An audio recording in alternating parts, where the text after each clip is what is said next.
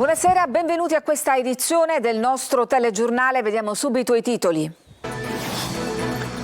Ritratta il carabiniere che aveva ammesso di avere girato il video del giudice apostolico al porto di Catania. Intanto il magistrato non convalida altri 4 trattenimenti di migranti. Continua lo scontro politico.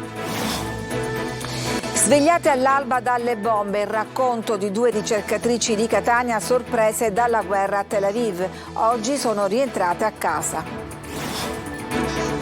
Smantellate le piazze di spaccio di San Giovanni Galermo a Catania, 46 arresti, 90 milioni di euro l'anno il giro d'affari. Il comandante dei Carabinieri, acquirenti sempre più giovani.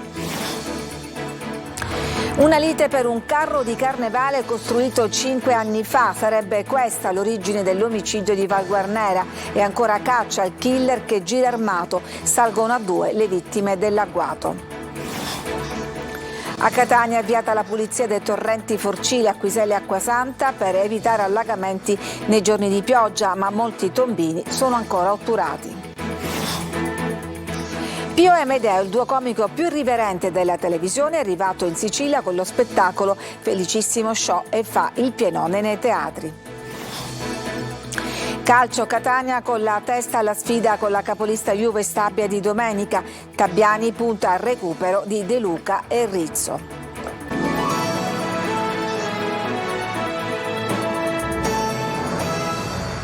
Dunque continua lo scontro tra governo e magistratura intorno al giudice apostolico di Catania. A sorpresa ha ritrattato il carabiniere che aveva ammesso di essere l'autore del video che ritrae il magistrato durante una protesta al porto di Catania, ed arriva una sentenza bis. Maglio Viola.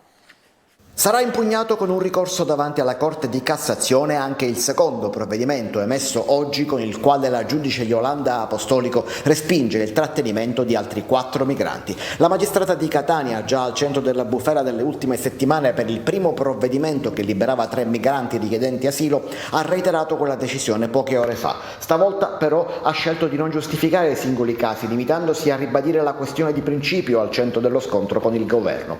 Per il giudice il richiedente non può essere trattenuto al solo fine di esaminare la sua domanda, costituendo questa una misura di privazione della libertà personale che è legittimamente realizzabile soltanto in presenza delle condizioni giustificative previste dalla legge. Siamo profondamente convinti, ha risposto a distanza il ministro Piantedosi, che i provvedimenti del governo sono legittimi e rispettosi della cornice giuridica. Il tema del trattenimento al solo scopo dell'identificazione e di fare procedure accelerate alla frontiera è un tema cardine dell'attuale e futura normativa europea, con l'approvazione del patto di migrazione e asilo. Intanto ha ritrattato le sue affermazioni il carabiniere, che aveva detto al suo superiore di essere l'autore del primo video postato dal ministro Salvini, nel quale si vede il magistrato partecipare alla manifestazione del 2018 nel porto di Catania contro il governo.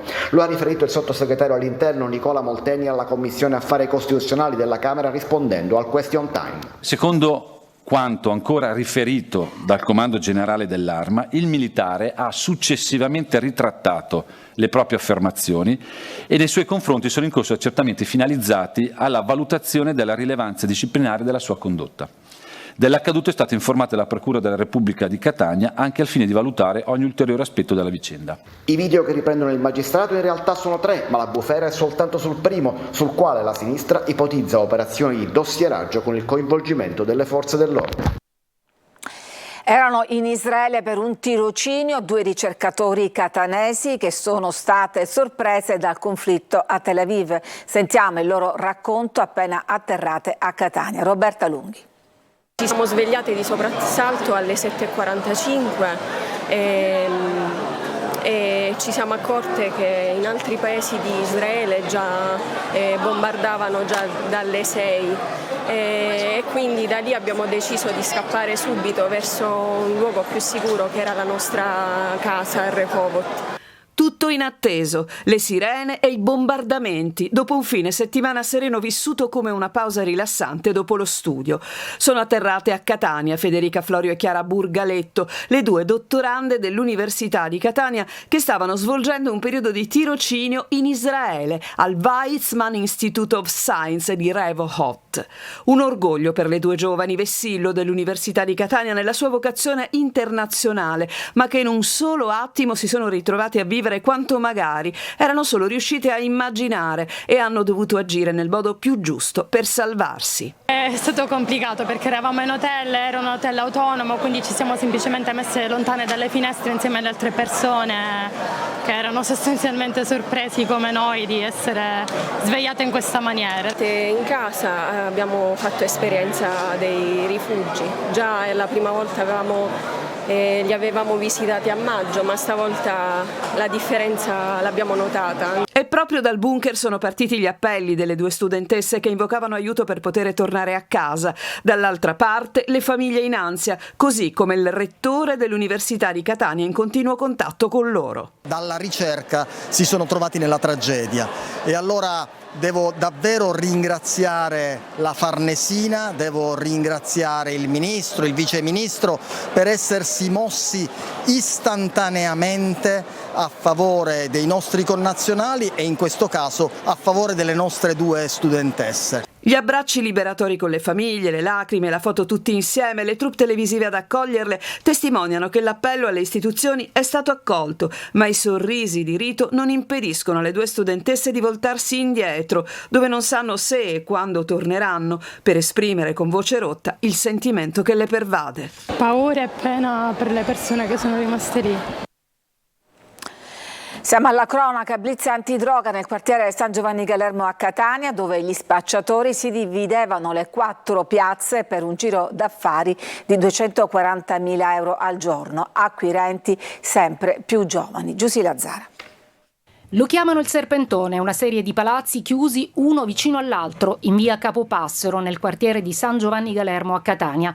Qui nelle 4 piazze di spaccio si vendeva di tutto: crack, marijuana, cocaina e hashish a qualsiasi ora del giorno e della notte.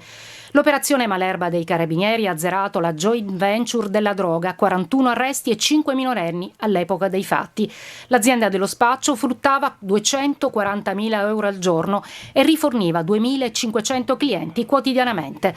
Un controllo capillare del territorio con vedette in ogni palazzo e corrieri pronti alla consegna. Al vertice del gruppo c'era Antonino Raimondo, fidato referente del clan Nizza, vicino ai Santa Paola Ercolano. Era lui che con il capo piazza coordinava la rete dei pusher, tutti poco più che ventenni. Il dato che emerge è sicuramente quello di una manovalanza sempre più giovane, oltre anche di acquirenti sempre più giovani, che come dire, fanno allarmare da questo punto di vista, ma questo tipo di operazione, questo tipo di risposte ci servono anche a dare il messaggio giusto ai giovani che invece per questi quartieri rappresentano il futuro, quindi una via alternativa a quello dello spaccio e del consumo della droga. Le regole erano chiare per mantenere una pax tra i pusher. Nessuno doveva agire in autonomia, ma anzi fidelizzare i clienti per assicurarsi le vendite giornaliere. Un giro da 90 milioni l'anno che serviva, dicono gli inquirenti, per sostenere gli stipendi degli spacciatori, i mezzi e per aiutare le famiglie dei mafiosi in carcere. E gli spacciatori venivano anche reclutati non solo a Catania, ma anche nei centri in provincia.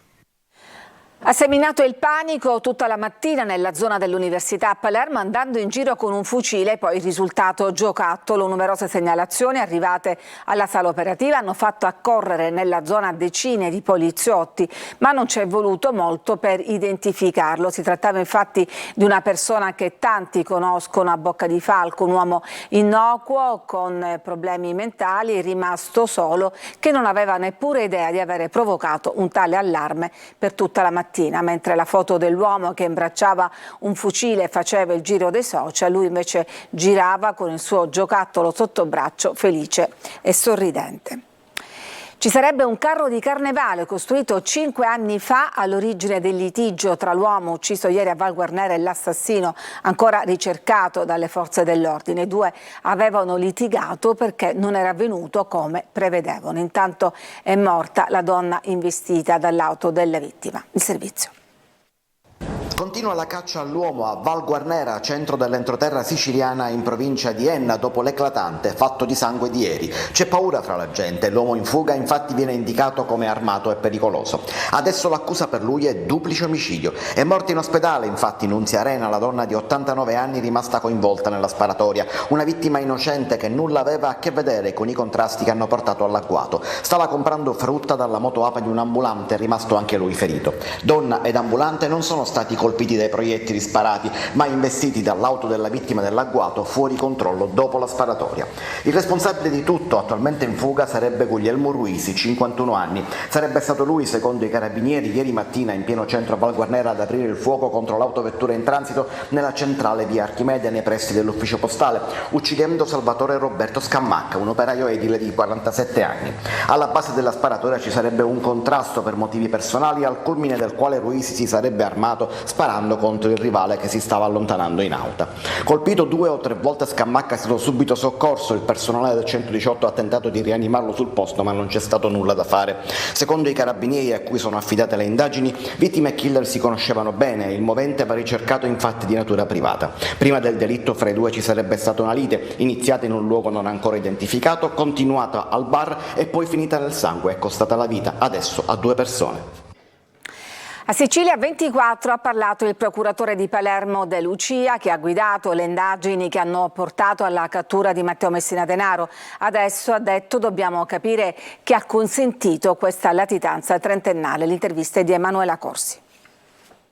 Procuratore, partiamo dalla cattura di Matteo Messina Denaro. Lei ha detto è una storia a cui è stato messo un punto, ma non c'è ancora la parola fine. No, nel senso che la cattura è avvenuta per fortuna dopo un lungo periodo di sacrifici e di difficoltà, dopodiché la cattura apre una serie di scenari, dobbiamo capire chi e come ha consentito questa latitanza per ben 30 anni, che sono un periodo francamente inaccettabile per lo Stato, dobbiamo capire che cosa c'è dopo la cattura di Messina Denaro. Cos'è cambiato proprio dopo Messina Denaro?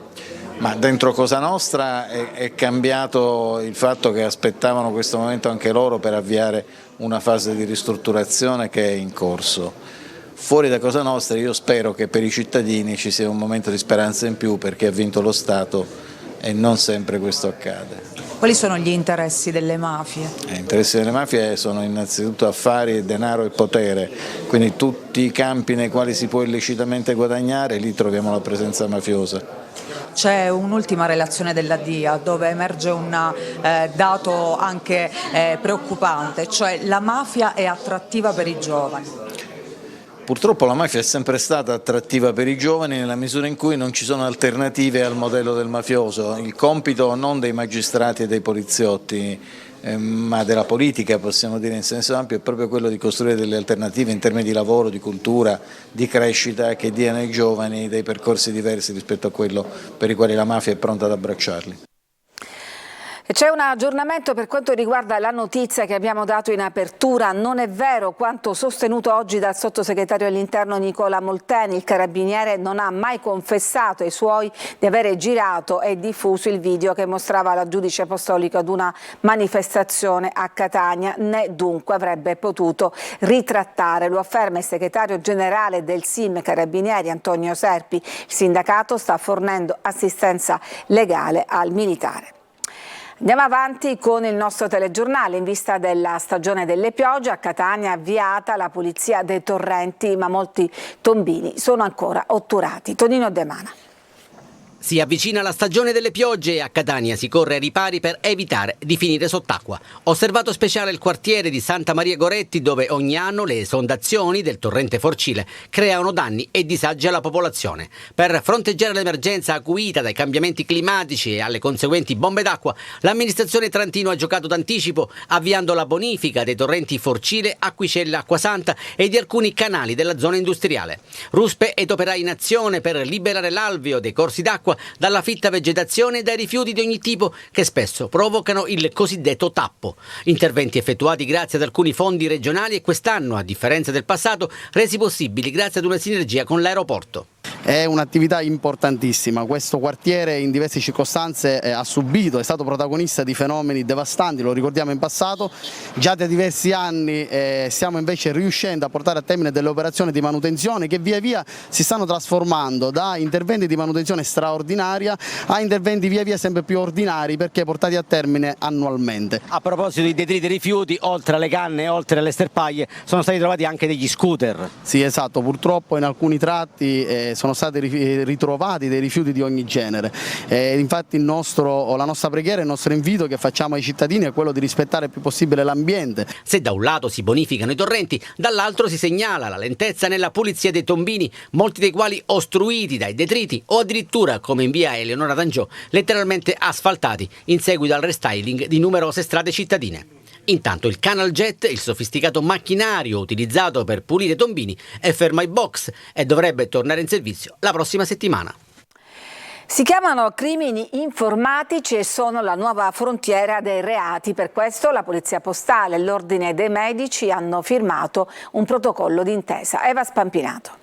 I dati sanitari sono dei dati sensibili, sono molto appetibili da parte della criminalità, perché appunto possono essere anche rivenduti nel mercato nero del dark web. In un mondo in cui tutto viaggia online, dove i criminali imparano nuove strategie e in cui l'intelligenza artificiale entra sempre più prepotentemente nelle nostre vite, occorre stringere le maglie della sicurezza attorno a tutte le attività web. Da qui nasce il protocollo d'intesa tra la Polizia Postale e l'Ordine dei Medici della provincia di Catania. Oggi le ricette viaggiano su WhatsApp con grande possibilità di problematiche connesse, quindi questo protocollo secondo me ci aiuta a regolamentare in modo abbastanza efficace tutto questo. La sicurezza oggi la si fa insieme attraverso un'interlocuzione da parte nostra, che siamo degli specialisti della sicurezza. Si chiamano cybercrimini e offrono un ricco ventaglio di reati: frodi informatiche, accessi abusivi ai sistemi, spionaggio o violazione dell'identità digitale, con finalità di interruzione dei servizi di pubblica utilità, indebita sottrazione di informazioni o di qualsiasi ulteriore attività illecita. Il furto dei dati, proprio oggi sul giornale di oggi è notizia appunto attuale che un ospedale, una clinica, una struttura sanitaria di Firenze ha subito un attacco hacker con richieste estorsive per evitare la divulgazione di dati sanitari, e la tutela parte dalla prevenzione. L'aumento dei crimini informatici spinge le aziende a investire sempre di più nella sicurezza. Un pullman ha preso fuoco sull'autostrada Palermo-Catania tra gli svincoli di Ponte Cinque Archi e Resuttano. Il traffico è rimasto bloccato temporaneamente e non ci sarebbero feriti, lo rende noto l'ANAS. Ci fermiamo adesso, c'è una pausa per la pubblicità, torniamo dopo con altre notizie.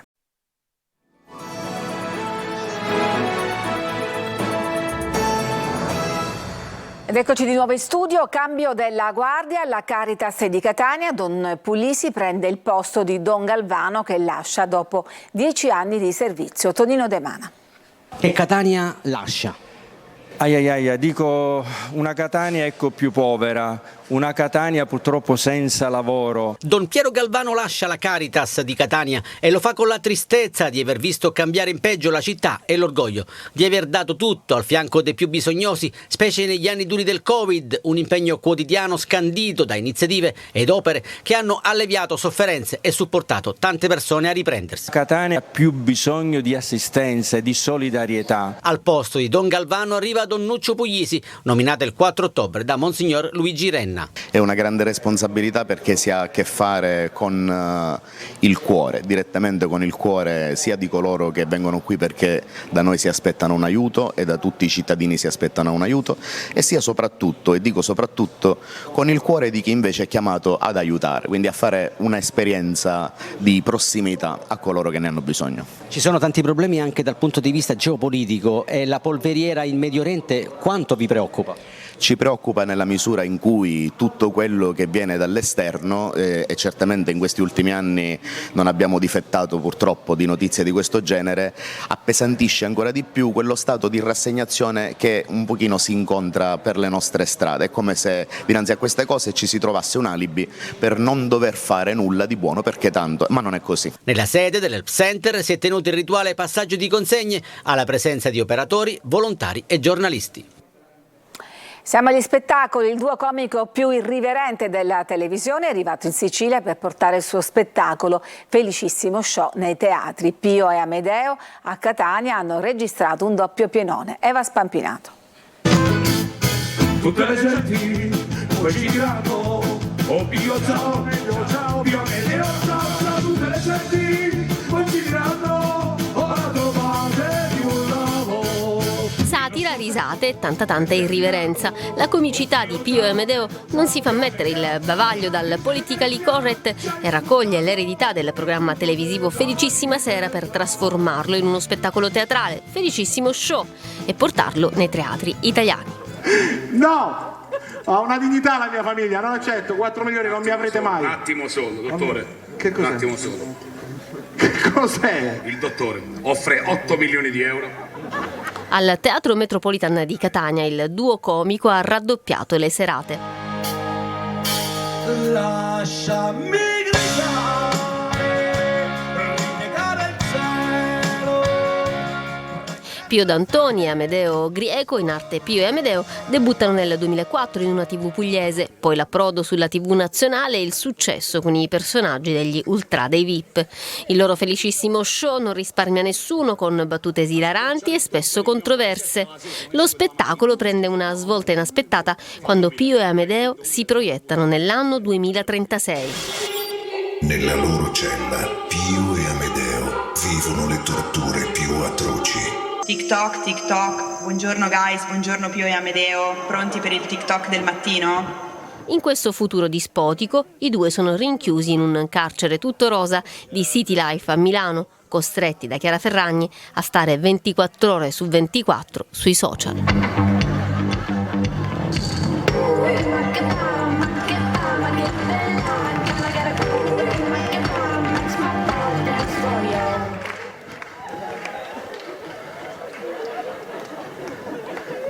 Ma ne rimedia la sedia elettrica. Sti TikTok, guarda, io ne sopporto, lo perché si divertono. Ci fermiamo, c'è un'altra pausa e poi torniamo con le notizie di sport.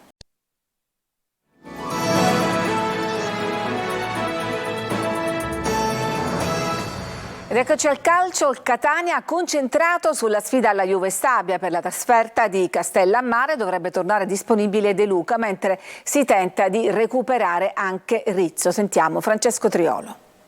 Chiamate la prova di maturità o in qualsiasi altro modo, ma la sostanza cambia poco. In casa della prima in classifica il Catania potrà capire chi è realmente. L'attesa per la sfida contro la Juve Stabia è proprio per mettersi alla prova, perché il pareggio contro il Latina ha un po' smorzato l'entusiasmo del successo esterno contro la Casertana, ma all'interno del gruppo però, assicurano tutti, l'atmosfera è serena. C'è la consapevolezza che le squadre al massimino pensano prima a difendersi e quindi è più complicato scardinare le difese, mentre in trasferta contro avversari che spingono di spazi ce ne sono di più. È quello che sostanzialmente i rossazzurri si attendono anche domenica al Menti, una Juve Stabia che dopo il pareggio di Brindisi abbia la voglia di ritornare alla vittoria e quindi possa concedere qualcosa in più all'attacco etneo. Però intanto in casa Catania si ragiona di allenamento in allenamento, anche per capire chi Tabbiani avrà a disposizione per la trasferta campana, una trasferta lunga visto che la squadra partirà comunque venerdì per Castellammare, così come programmato prima dello slittamento da sabato a domenica del match, tanto che l'allenatore presenterà la sfida ai giornalisti proprio venerdì. Tabbiani sta cercando di capire su chi potrà contare. Bocic è squalificato, ma ieri si è allenato in gruppo anche De Luca, che potrebbe tornare arruolabile. Sono da valutare invece le condizioni di Rizzo. L'obiettivo del centrocampista è quello di essere disponibile già da domenica, anche solo per qualche spezzone di gara, altrimenti per la prossima col Taranto, ma è una valutazione che verrà fatta di giorno in giorno. Ed è tutto per questa edizione, grazie per averci seguito, vi auguro una buona serata.